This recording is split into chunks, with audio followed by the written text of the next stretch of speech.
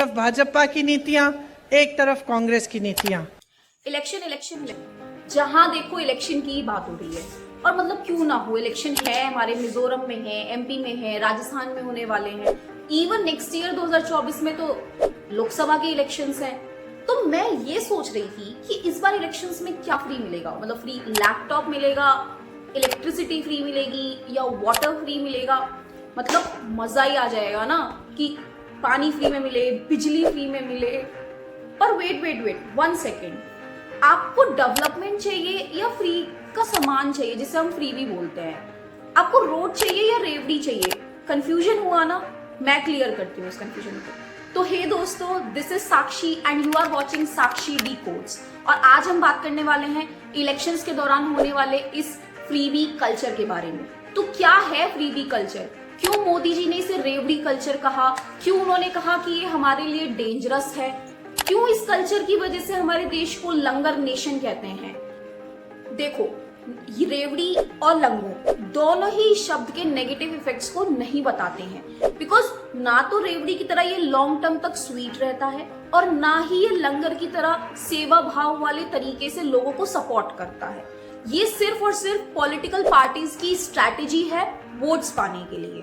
आजकल हमारे देश में मुफ्त की रेवड़ी बांटकर वोट बटोरने का कल्चर लाने की भरसक कोशिश हो रही है। ये रेवड़ी कल्चर देश के विकास के लिए बहुत घातक है।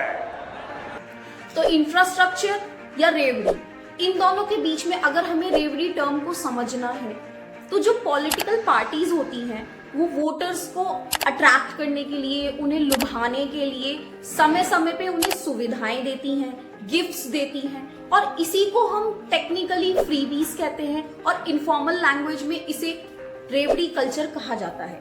तो एक्चुअली हम समझते हैं कि फ्रीबीज एक तरीके का पॉलिसी इंटरवेंशन है जिसका एम कभी भी लॉन्ग टर्म प्रोडक्टिविटी या प्रोडक्शन नहीं होता।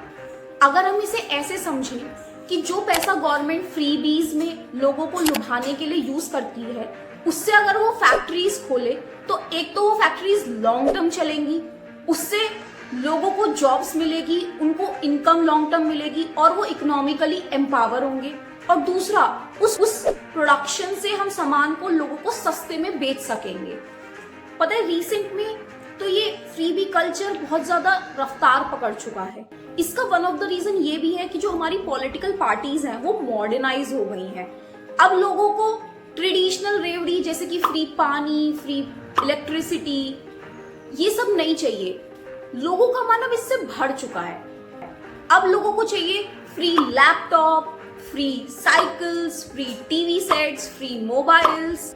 आपको पता है, ये फ्रीबी कल्चर आज से नहीं बल्कि बहुत पहले से हमारे यहाँ है। समय समय पर इलेक्शन के दौरान पॉलिटिकल पार्टीज इन फ्रीबी के नाम पर लोगों को free electricity, free cycle, free laptop या फिर औरतों को free ride in public transport in Delhi as well for that matter in Punjab, ये देती रहती है। तो क्वेश्चन ये अराइज होता है कि भारत में ये फ्रीबी कल्चर इतना फेमस क्यों है लोगों के बीच में? इसका वन ऑफ द रीजन है हमारी इकोनॉमिक पॉलिसीज का फेल होना, जो अधिकांश भारतीयों को एक डिसेंट लाइफ प्रोवाइड नहीं करा पा रही है। इसकी वजह से जब भी इलेक्शंस आते हैं, उन्हें कुछ मिलता है लोगों को तो वो उसे देख के खुश हो जाते हैं। इसका दूसरा रीजन है होप फॉर डिसेंट लाइवलीहुड। देखिए, लो इनकम कंट्रीज में ना सरकार को यूजुअली जो पैसा खर्च करना चाहिए वो हेल्थ में करना चाहिए, एजुकेशन में करना चाहिए। पर कुछ समय से हम नोटिस कर रहे हैं कि इंडिया में सरकार ने इन चीजों से अपना हाथ पीछे खींच लिया है और इसमें फ्री हैंड दे दिया है प्राइवेट एंटिटीज को। तो एक गरीब इंसान अपनी आधी से ज्यादा इनकम तो हेल्थ और एजुकेशन में ही खर्च कर देता है। तो उसके बाद जो ये एक्स्ट्रा चीजें हैं जैसे कि लैपटॉप, मोबाइल, टीवी, इन सब के लिए वो इस फ्रीबी कल्चर की तरफ अट्रैक्ट होता है।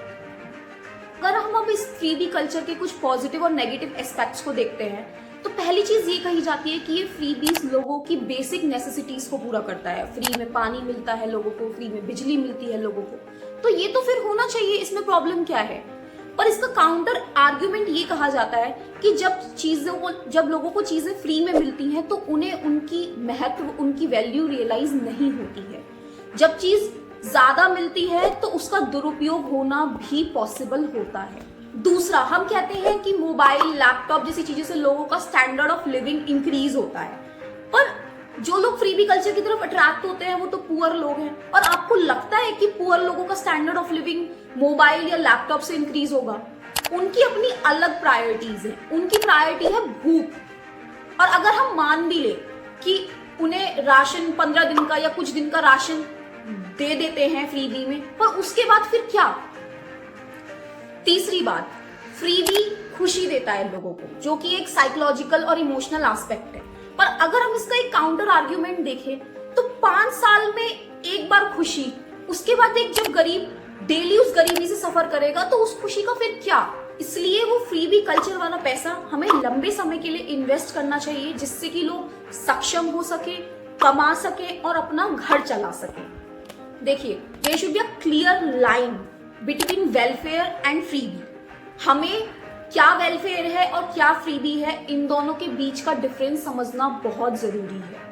और इसीलिए ये जो डिबेट है फ्रीबीज के पॉजिटिव्स और नेगेटिव एस्पेक्ट्स को लेकर, ये होना बहुत इंपॉर्टेंट है।